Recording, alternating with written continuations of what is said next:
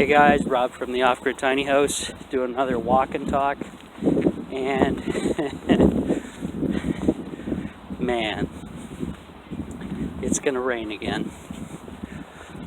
It's that time of year though. It's maple syrup season, so we're getting, warm, somewhat warm temperatures during the day, not really, and then at night we're getting freezing. So that's basically why I am not capturing any of this rain we've been having, because it'll end up freezing at the Off Grid Tiny House. So gotta wait a couple more weeks, and then I can reinstall everything on the rain harvesting setup and go from there. Then we'll see if that freezing that happened produces any problem areas, right? So anyways, guys, gonna talk some more about Charlie Victor, of course, and I hope all my followers and viewers have some stuff put back. And this video, I'm basically going to talk to you about stuff that you should have for these types of situations. And I'm not really, guys, this is you really don't need masks. I'm going to put that out there right now. And the reason is, you shouldn't be going outside in these types of situations. Now, I'm walking outside, but we don't have in our area any of the Charlie Victor as of yet. The numbers are growing in Toronto. They're up to 33 so far, and it's like March 4th, I believe. Yeah, March 4th, 2020. And so that's my stance on masks. And the reason is, when this stuff hits your area, guys, you need to be hunkering down in your place and not going out. Hence, you no longer need masks, right? That's my understanding. But I'm going to go over some basics with everybody, because most of the people that called, me a kook or a tinfoil hat or a conspiracy theorist are now eating their words as being a prepper or prepared for something, and it happens, right? And then you have everything on hand ready to rip. Now that doesn't mean I didn't go out and buy extra stuff. It just means I didn't have to spend as much money because I had stuff put back already. So I'm gonna cross the road, I'll be back. And we're back. Alrighty, guys, so things we got to think about, whether it be Charlie Victor or another type of emergency. Well, think about being hunkered down in your house for long extended periods and possibly losing electricity and water and gas. So you gotta think about things. How are you gonna wash? How are you gonna drink? How are you gonna cook? All these things. How are you gonna take care of sewage? All these things start to add up really quick. I'm gonna do the sewage thing really quickly.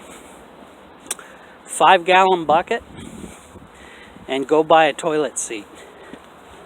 Instant, cheap composting toilet. Now with that, you would want to go to like a pet food place or a garden center and pick up some peat moss, or sawdust shavings from the pet food place for rabbits and stuff. Same type of scenario. Also, hopefully you guys are stocking up on TP, and enough TP that'll last you up to 6 months plus. That's right, that long. Because you don't want to be stuck using your hands or whatever grossness you got to do. Now there's other things you can do. They have these little spray guns, pump spray guns that people have been using as bidets as opposed to using any TP. You can investigate that, research that. That's number one. That's an easy one. Take care of your sanitation. Right? Now, water is going to be the most vital of all of this. Clean drinking water. Now, if you guys have followed my channel, there is a playlist called Prepping. Please check it out. I made videos for years in there on all these types of scenarios and what kind of gear to get. But I'm going to highly recommend buying a Berkey water filter, gravity fed setup. Yeah, $300, but you get the filter and the entire stainless steel setup. But remember guys, the filter will last you for 5 years of continual use. That's pretty good. Now, as a note to that, if you're putting real scummy water into that water filter without pre-filtering, it will not last for 5 years, and you will end up pooching yourself royally. So let's not do that. Pre-filter any nasty water before putting the water through the Berkey, and you will be fine. You'll get 5 years lifespan out of it. And I highly recommend that. Water sources. Find out the water sources near you. I have about 3 or 4. I'm not concerned because I had the water filters. Actually, I have 3. I have 2 Berkeys, brand new, still in the box, and I'm currently using a ProPure, which is good for a year. Now, the reason why my ProPure is only good for a year is because it also takes fluoride out of the water, and can only do that for so long. So, but the Berkeys do not. But really, guys, in this type of situation, I wouldn't give a crap about fluoride unless they're really pouring it into your systems. It's the Berkey takes care, and the ProPure both take care of any crap that's in the water, including viruses. So that's why I highly recommend them. Now, there's ways around the Berkey filter to save money. You can just buy the filter by itself and buy a couple 5-gallon buckets with lids and build your own system instead of buying the stainless steel setup. That's a good idea. Plenty of YouTube videos on how to do that. Check them out. That pretty much takes care of the water. Other than you're going to be rationing the water, because you're not going to be doing your normal bathing and washing clothes through a gravity filter. Not going to happen. Right? So, think about your water sources. I would recommend washing your clothes in rainwater caught off the roof, because once you throw the detergent in there, you're not going to be drinking that water anyway, and you don't need to worry about filtering it at that point, because it's just for clothing, right? So think about that. Put a barrel up on your gutter system, or a few, hopefully, so you can capture some rainwater and use that for your clothing. Then also, if you have some leftover of that rainwater, you can throw that in the Berkey. The Berkey will take care of it and filter it for you. You're good to go. Drinkable water. Now, the biggest thing for most people is, where am I going to get water sources? How close by? How do I have to run into people that possibly could be infected with Charlie Victor when I'm getting said water. These are all things you got to think about, guys, right? That's pretty much it on water for now. Everybody else, you know, you're on your own, do your research. Now, next thing is your shelter. Here in Canada, we're coming just out of winter, thank God. It's been a long one. I've been going stir crazy, so I've been going on these walks because I just have to get out of the house. It's insane. I just can't be there. Got to get out doing something. So, you know, work's been slow for me, but at least I'm getting some exercise in doing this. I actually worked this morning, briefly, and it might lead to a bigger job, so bonus. Anyways, getting back to shelter, hopefully you guys have a decent house.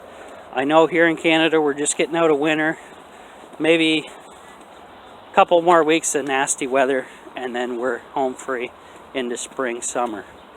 Okay, so really not have to worry about that until if the Charlie Victor continues throughout the year, which I believe it will, you're gonna have to think about hunkering down in the winter time, and hopefully all the utilities stay on, including your gas. If not, hopefully you guys have a backup heat source that doesn't require utilities, aka some type of wood burning stove. And then the situation is, well, what am I going to burn? I live in the city, etc., right? There's a lot of videos, guys. People have been buying little camp stoves. Now, I'm not saying do this, well, I'm kind of hinting at it. But what they do is they build,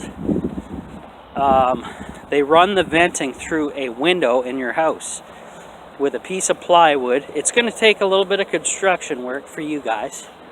So they take a piece of plywood that fits inside their window frame, and they cut a hole, and they make sure it's bigger than, so basically when the flue pipe exits, they have like a, what do they call it? It's a bracket that goes through, it's metal on metal, and so the wood burning stove flue pipe does not have contact with any of the plywood, which is smart.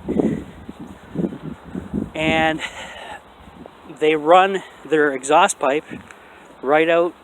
You just slide a window open, set up a piece of plywood, make sure it's nice and secure, run the pipe out and up, and you have now wood burning stove without cutting holes into your building. Kind of important. Now, obviously, you're going to probably have to cook and hunker around whatever room you decide you're going to put this fireplace. But there's, normally you can get them on, I've seen them even on Amazon and eBay, and other stores. They're around 400 bucks. They're not large stoves, but they will do the trick. They're meant for camping, actually, but they will do the trick in a pinch, like this will become. And you know, you can cook, boil water, everything on it. It's a matter of how you're going to get fuel to burn in the stove. I leave that up to you. Look at your resources around. Can you go out and buy a bunch of bags of wood pellets? Can you go around and grab up a bunch of pallet wood, etc., etc.? How are you going to process it down to fit into the stove? All things you got to think about. Think about the tools you're going to need for all these setups. All right? Cooling, not too worried about, especially here in Canada. Though it does get hot and humid, but people can survive that. It's called basements. Go sit in your basement. Mother Nature gives you that natural cooling in basements. Hot rises, cold falls, so your basement's going to be the coolest part of your place. You don't have a basement, then get get some kind of battery operated fan or a solar powered fan, and that's all you get. Yeah, that's leads me to the next thing. Electricity, not that important unless you want to stay entertained, up to date of what's going on, and comfortable. I wouldn't even get into that unless you're prepared. You really don't have any time to go out and run and get everything to find a off-grid solar setup. It's literally too late, in my opinion. But the next thing, before food even, guys, medications. If you have bad health and are on some kind of medications, stock up. I would stock up for at least a 2-year supply just to be safe. Might cost you some money. You might have a battle ahead of you fighting to get 2-year supply, and if you even can, because some people are on stuff that expires relatively quickly, like diabetic needles and such, and that's probably not going to happen. And speaking of diabetic needles, if you don't have a way to cool those medicines, then you're pooched. You should have thought about that earlier with an off-grid setup. And I'm not even going to get into that in this video. Too much to cover, too little time. So you get all your medications in order. What else? Let's go over a ton of stuff. Let's cover some food and herbal basics. Okay, honey, load up. Does not expire ever.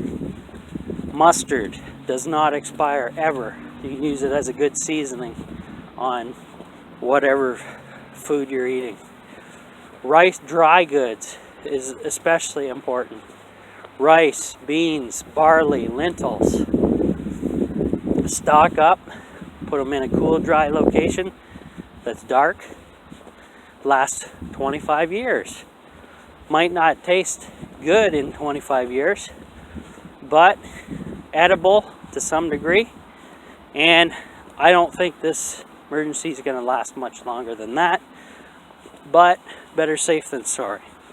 Now, what do I mean by dry goods? I mean by bags of beans, bags of rice, bags of lentils, bags of barley, pastas as well. All 25 years, if you treat them properly, keep them in a cool, dark place. Now, you're probably, like I said, you're not going to be going on 25 years. You're going to eat this stuff way before then, so no issues. But these bags of stuff do not come with any spices, sauces, seasonings, or dressings. So you need to buy a bunch of dehydrated, ready-to-go seasonings of different varieties, and, you know, salt and pepper, whatever you guys normally eat out there. Load up now. I'll be back. Alright, sorry about that, guys. Now, I'm going to recommend some spices that you guys should have. And get them in large amounts. The big containers, the better, right? All seasonings, they're allspice, they call them. Get different varieties of that. Get some spicy ones, get some just regular, whatever. And if you have a place, we have a place called Bulk Barn here in Canada, where you just go and fill bags up of different spices and stuff.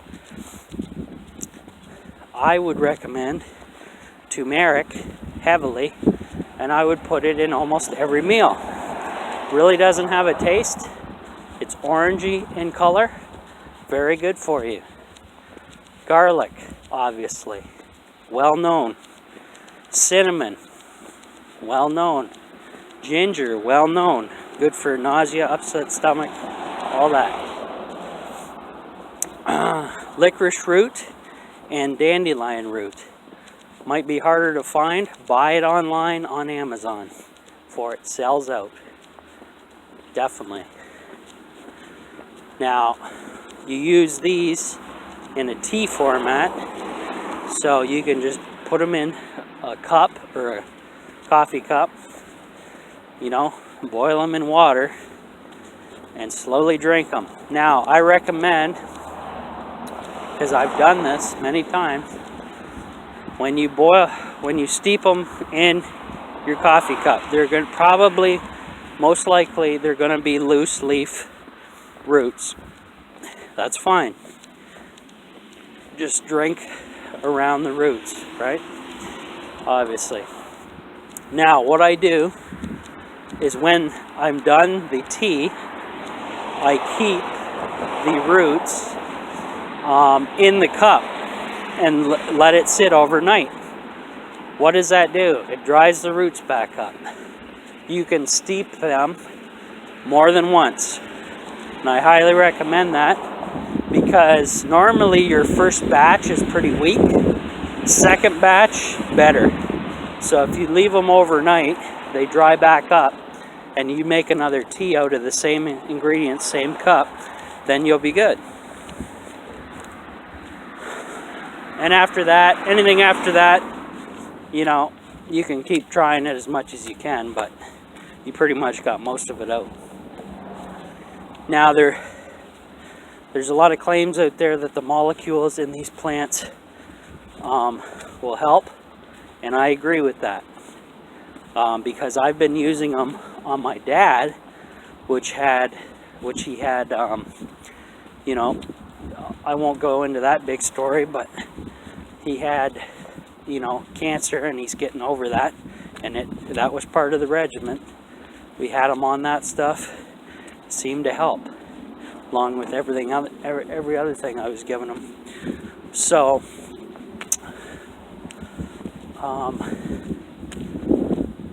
spices are pretty much over. Now, think about, what do you normally eat? What kind of canned foods do you normally eat? Stock up. Most canned foods are good for 5 years plus. Expiry dates are great, except they're BS. Expiry dates are really good on perishable items. What are perishable items? Stuff that doesn't last too long. Bread, cheese, what else? There's all kinds of stuff out there that doesn't last too long.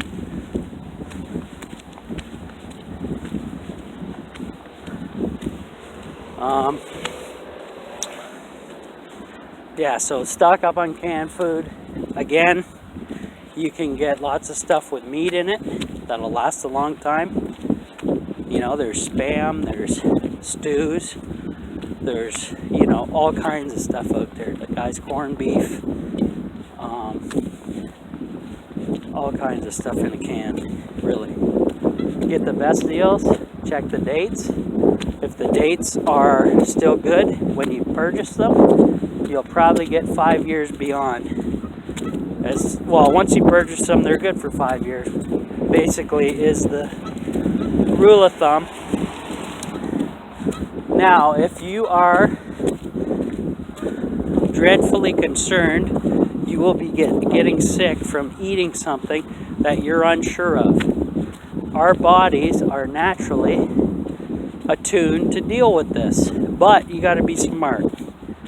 Follow your nose. Does it smell okay? Does it taste okay? And if you are going to eat some of food that you're unsure of, eat the tiniest amount possible and wait an hour and a half. If you feel okay, then I'm assuming, I'm no medical expert or anything like that, disclaimer, you can safely assume if it tastes good, smells okay, you've cooked it thoroughly, and you've tried a small piece and waited an hour and a half before eating the entire rest of the can, and you're still feeling okay, then you should be good. Also, does it look okay? Nothing growing on it. Does it look like the picture on the can? Nothing in there that shouldn't be in there. Is the can damaged in any fashion whatsoever, etc., etc., etc.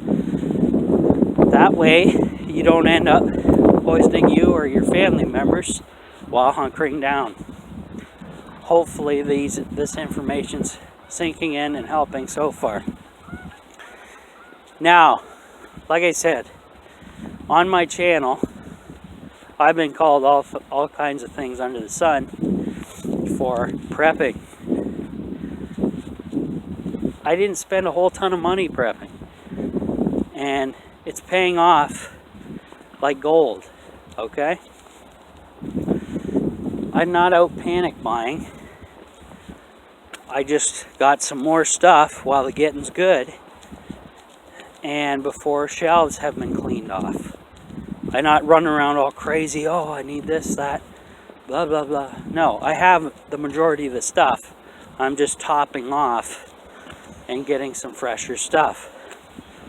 But like I said, I'm going to be eating my oldest stuff first and going through the rigmarole that I just told you about test-wise, right?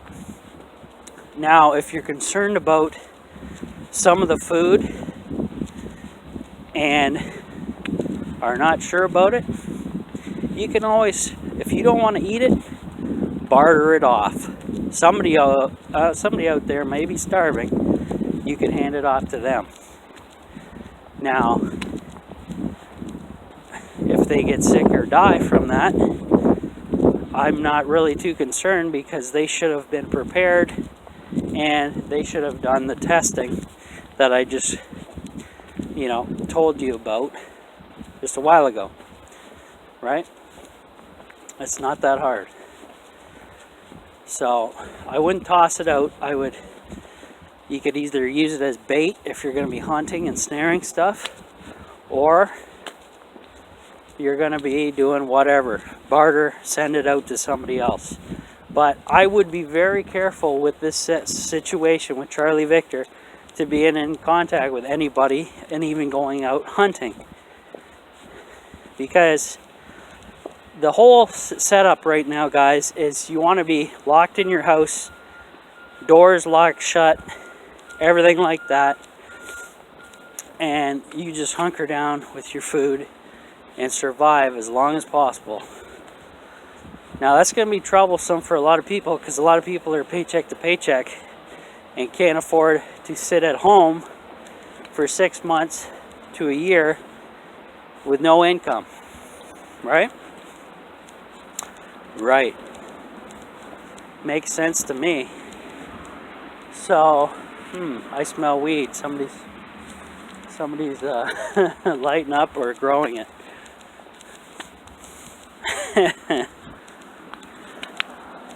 All right. Anyways, well, we are in that type of neighborhood, so I would assume that's what's going on. I will be back. Gotta cross the road. Alrighty, guys, we're back. We are back. So, other food I'm gonna recommend you get: hemp hearts or hemp seeds are the most important thing I'm going to recommend you find. Not a lot of people know the value of this food. It's a superfood, and it is the only food on the planet that we can live off of permanently if that's all we had to eat. It gives you all the proteins, all the fatty acids, omega-6, 9, whatever, 12, you name it, it's got it. You can literally live off it. You take 3 tablespoons of this stuff. That's all it takes. It doesn't really have a taste other than kind of tastes like peanuts, possibly, in my mind. But you can mix it into anything, basically. It's good for you. So hemp seeds, hemp hearts. Highly recommend you seek that stuff. Get a large bag, get many large bags. You can literally live pretty healthy off of that stuff alone. Even though it would suck, I would obviously mix it in with other food items that you have.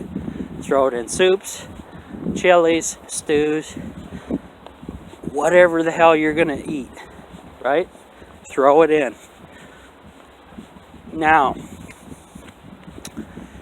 protein powder. I bought some protein powder, large containers of it. 2 large containers, about 8 pounds of this stuff for about $100, I think. Or, no, what did I spend? It was about $80, I think. Cheapest spot was Amazon. Came very quickly in the mail within a few days. I'm not a Prime member whatsoever because I'm cheap. And it was free shipping. Now, this stuff is pretty much gold. It has, now I'm going to explain something. If anybody's watched the show called Alone on, I think it's on History Channel or Discovery, either one, whatever. I think it's History. A guy, well, basically the premise of the show is you got to live out in nature with like a maximum amount of items you can bring, 10 or 12 items, and that's it, okay? So primitive living, back to square one, except you pick out the gear you're bringing. A dude on there took down an entire moose by himself, gutted it, cut it up, smoked it, etc., etc. He later discovered that you cannot just eat protein without fat, or you go into something called protein starvation, where your body will kick the living hell out of you for not adding fat to the diet. You got to have fat in the diet. I don't care about all these diet trends and all that crap. Irrelevant, guys. So, different types of fat. Canola oil. Load up. Not a lot of people know what. You can use canola oil to cook with, to use as fire starting fuel, etc., etc. You got to obviously soak like a cotton material in some of the oil and let it absorb before lighting it, obviously. But that's for other videos, other topics. There's a lot to cover here. I'm going to be talking a while. Canola oil has fats. Tuna has your oils and your fats and your protein. Okay? Any type of fish setup. But remember what I just talked about. Hemp hearts, hemp seeds. They do not go bad. Okay? You can eat them. They will give you all the fats. So basically you can eat that. It will give you the fats, the proteins, everything. But I would recommend, if you're going to ration stuff out, little protein powder with some hemp seeds. That's a complete, basically, that's it. That's all you need. But most people aren't going to do that. They're going to put, I would put some hemp seeds with whatever, rice, beans, and then most likely you're going to get most of your protein out of the rice and beans or lentils or whatever you got. So it's not a big deal. So just make sure you cover the bases. You can't just buy protein powder and live off of it. continually, or you will go in the gutter, your health-wise. Gotta have fat. Absolutely. Now you can argue this with me all day. Go and try eating just protein without fat for a couple weeks and see how you feel. Yeah. I won't. Nobody's gonna do it, but don't be like the survivalists on Alone, where they took down an entire moose, had so much protein meat that there was very little fat on this moose. Actually, they had a decent amount, but not enough. Not enough. It was not enough. So most of the moose, you know, ended up being useless because he couldn't capture any fish, which would give him the fatty acid oils and omegas and all that your body needs to survive. Here's a hint, guys. Your heart needs all that stuff and your brain needs all that stuff. Without it, your body starts shutting down. You don't want to be in that situation because we're already in a rough situation with the Charlie Victor going on. All right? So that's just the way it is. So just get the stuff and prepare. Now, staying warm in your house. Hopefully you got lots of blankets. Hopefully you have at least a sleeping bag. Load up. Now all these things I'm checking off for you, you're going to look at your bank account and say, well, after the Berkey filter, I probably don't have much left. Well, what are you spending your money on that's stupid going up into this Charlie Victor? Is the question you got to ask yourself. Do I really need a new cell phone every year? All these items are junk, literally. I could care less what kind of cell phone I have as long as it works. It's basically that simple, right? And actually I don't even care for cell phones because they radiate you, and that's a whole nother video. Anyways, that's why I kind of keep my cell phone in my hand away from my body as much as possible. I do not like the situation. Anyways, now, I would load up on gasoline. But Rob, you just said you wouldn't be going out in this types of situation. Very true. It'd be a very smart thing not to be going out.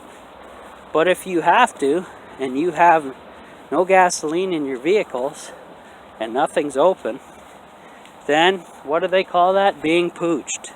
You are now stranded, you know, in case, yeah, this is more for the people who have hardly any money to begin with to prep and may have to travel via vehicle to go find stuff, which I highly recommend you do not do. Like literally, guys, if you got to make some quick funds for groceries, just start selling stuff, a garage sale immediately in your area if your area is not contaminated. Make some quick cash, take it to the store, follow this video's instructions to get whatever gear you don't have and get it done. It's not time to screw around. There's all kinds of stuff to sell in your place. Most of it you won't be using anymore anyway because, you know, possibly the utilities are going to shut down when there's not enough workers and not enough skilled workers who knew what the hell they were doing to run everything around, right? It's going to get insane. So, now, to give you an update, I think I already told you this. Toronto, Charlie Victor is climbing. They're up to 33 now. The States is climbing even higher and faster than we are here in Canada. The Canadian government here told everybody multiple times on the news. If you feel sick, ride it out at home. Do not leave your home, period. If you live with other people in that home, they need to hunker down with you, even though they're not sick. Because chances are they will be shortly and will transmit it.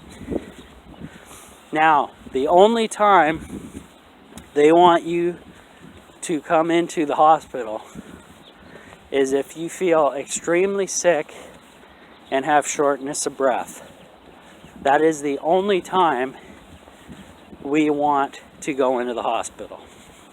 Okay? Or if there's another issue, heart attack, etc., blah, blah, blah, right? Whatever. But, guys, I'm going to say it, but it should be common sense. You should be not going out into large crowds of people, aka hospitals, sporting events, movie theaters, transit stations, bus stops, whatever. Stay the hell out of the stores if you can. Get your stuff, get home, count it over. If you don't have Charlie Victor in your area yet, keep going to the store, keep working, keep prepping, right? Really that simple. When it gets into your state or county, time to start slowing your roll. Just phone into work or whatever saying, look, I think we got corona. Oh, can't say that word. I think I got Charlie Victor. Just tell your boss, got to stay away. He'll understand. If he fires you for that, well, I'm sure that you can take legal actions against that company. Disclaimer, do what the hell ever you want. I know nothing, right? So it's time to hunker down. You don't want to be going out. You want to hunker down with your family, etc., etc. Pretty simple, pretty basic. Now, if you guys have a place to go to bug out to for Charlie Victor, awesome. Applaud you for it. Because you've been probably paying attention to videos about having a little cabin out in the boonies somewhere where there's no real neighbors or anything. Probably a good idea. Probably a good idea to stock it up with all your supplies. And it's probably a good idea when Charlie Victor gets close to your state or county that you just head out there with your family and friends, whoever else you want to bring, and hunker down there. Because, in Italy and all these other places, they set up roadblocks and cut travel off. And if you can't get to your place, your cabin in the woods or shed or whatever, tiny house, whatever you got, then you're pooched. That's basically it. Alright, so got to think about that stuff, guys. Now, what else we got to cover here? I covered a lot. Okay, baking soda. Get the aluminum-free kind, guys. Basically, it's an all-purpose ingredient. You can use it to brush teeth. You can use it to clean. You can use it to shower with. Use it as a body wash, as a soap. You can use it to do your laundry as a cleaning soap. Works good. Cleans your hands really well. What else? You can eat the stuff, but you got to do that, and I'm not even going to get into it, but there's a protocol where you use it to get over cancer. Just do maximum a teaspoon of this stuff in some water, or whatever juice you got is plenty. Alright? Other than that, I'd load up on baking soda because it's an all-around, you can use it for almost anything. Alright? Which is kind of neat. And it's all natural. Doesn't have a bunch of crap in it, as long as you get the aluminum-free kind. Why they put aluminum into baking soda is beyond me and shocking at the same time. Shouldn't be there. Insane. Now, what other items should you guys get? Well, if you got kids or babies or whatever, I really don't know how you're going to make out. You can get formulas. You can, go to the dollar store and buy out a bunch of toys and coloring books and whatever to keep them busy. That's a good idea. Get some puzzles, get some books for yourself to read. All kinds of stuff out there. All kinds of ideas. It's really important that you act now. And like I said, I've acted, I've been prepping for years now. And it's like nothing to me. I researched, learned, and all this over the years and gathered up the stuff and equipment that's decent to survive all kinds of different things. Now, if you're just dipping your toe in now when there's an emergency going on, that's not considered being a prepper. That's considered being late to the party and hoping to God that you can, in a matter of days or a week, get all the same stuff. Mini Sawyer water filters, ProPure. Really, I'm just going to recommend the Berkey, the Mini Sawyer, and Life Straw. That's quick, easy, ready to rip. Watch videos, learn how to use it. Basically, the Berkey's the best though, because you can do your whole friends and family with that sucker. And it lasts for 5 years, right? Alright. Now, I would highly suggest getting fire starting material. And what do I mean like that? What do I mean by that? Lighters, a lot of them. As many as you can get on a good deal. Possibly refillable butane containers for said lighters would be great. Magnesium fire rods may be beyond your skill level and you probably don't even know what the hell that is. So just buy lighters. Make it simple.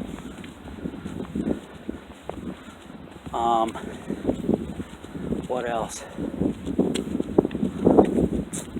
I'm basically covered most of the stuff. I just hope everybody out there heeds the information. Now, us preppers out here have been warning about this crap for years, and all we got in return was, oh, your tinfoil hat's on too tight, you're a kook, whatever, you name it, they've said it. But then, all of a sudden, global emergency hits, and all of a sudden, preppers are geniuses, right? What's the deal with that? Yeah, and the dumb people who are throwing names around and saying you're wasting your money, all of a sudden have to eat crow because they have to come do a complete 180 and start prepping and learning in a matter of days or less to get the proper supplies to survive long term. Now, in this video, I cannot explain everything how to survive, guys. It's impossible. I gave you a good foundation starting point, I believe, and you can add on as much stuff as you want to that. Really, that's as simple as it goes, right? it's going to be a while till you know, everybody clues in here. But I think I pretty much covered everything, and I think that's it for now. We'll see you later.